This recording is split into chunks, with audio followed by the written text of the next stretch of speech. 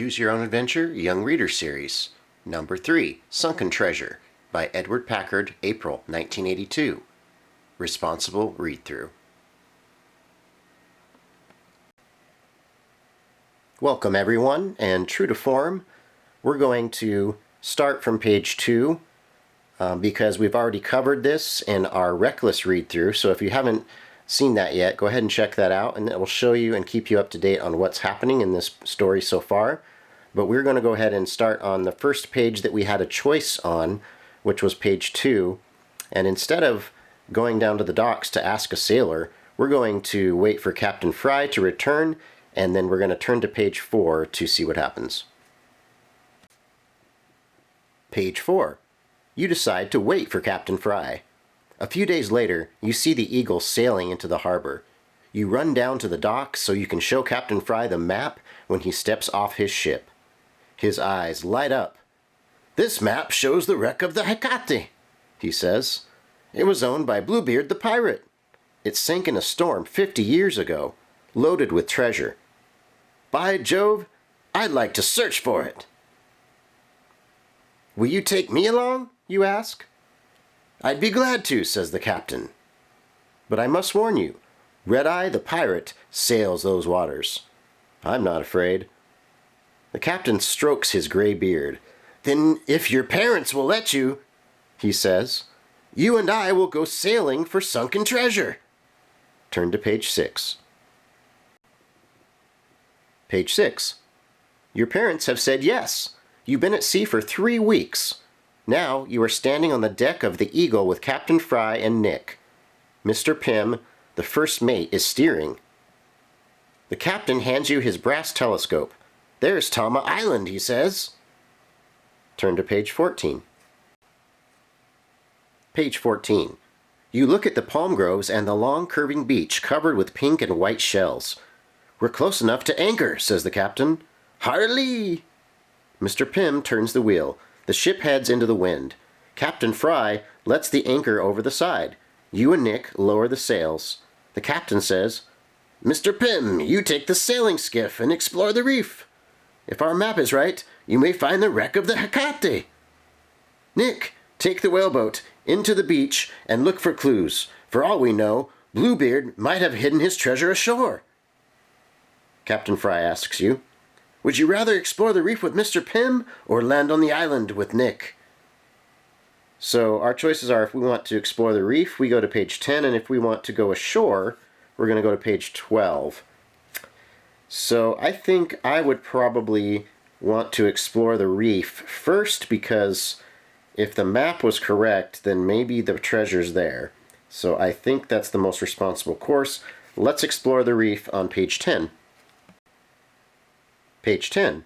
The captain and Nick row the whaleboat toward the shore, and you and Mr. Pym sail the skiff to the reef. Looking down through the water, you see dozens of blue and yellow fish. They dart under a ledge, chased by a big green fish. Beyond the ledge, you see a large, dark shape. Go to page 11. "I think I see the wreck," you cry. "And I see another ship." Mr. Pym points to a square rigger sailing toward the harbor. Its topsails are crimson and gold, and the pirate flag, a skull and crossbones, flies from its masts.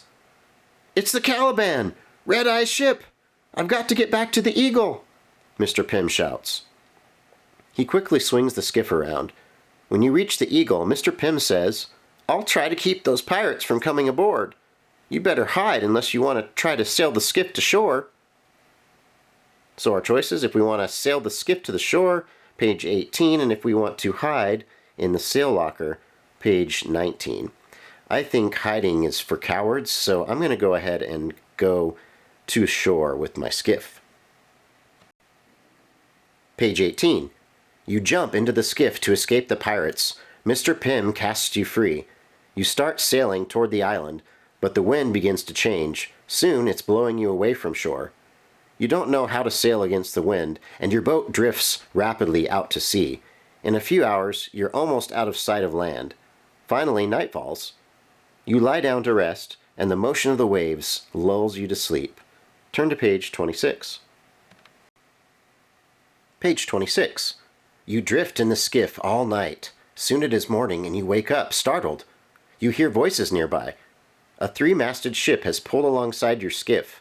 Friendly sailors help you aboard. The captain steps up and shakes your hand. He takes you to a cabin and sets out fresh oranges and chocolate. "I'm Captain Scarlatti, and this is the Pelican," he says. "We are searching for Red-Eye the pirate.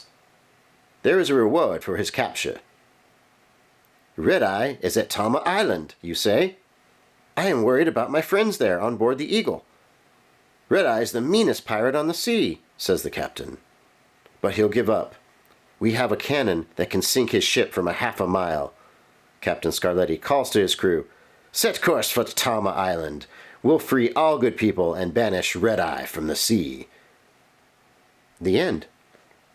So as you can see, we chose a fairly responsible course of action, I think, here, but being the plain Jane we are, I think that we missed out on the treasure by taking these choices, unfortunately. But at the same time, we're safe with a pretty cool looking captain here. So there it is, guys, our responsible read through of our Choose Your Own Adventure storybook. Next up, don't miss out on our next book. It is going to be Your Very Own Robot, number 4. So please stay tuned for my reckless read through of that. And again, I heartily thank you all for listening.